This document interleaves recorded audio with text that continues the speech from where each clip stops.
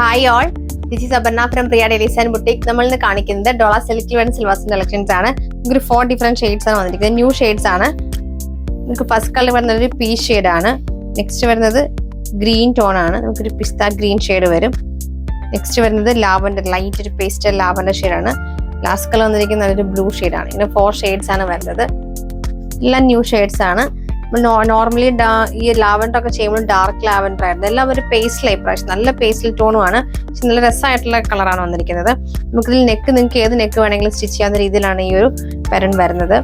എല്ലാവരും കൂടുതൽ പ്രിഫർ ചെയ്യുന്നതും ഇങ്ങനത്തെ ഒരു കോൺസെപ്റ്റ്. നെക്ക് നിങ്ങൾക്ക് ഏതാ ഇഷ്ടം പോലെ സ്റ്റിച്ച് ചെയ്യാന്നാണ് എല്ലാവരും പ്രിഫർ ചെയ്യുന്നത്.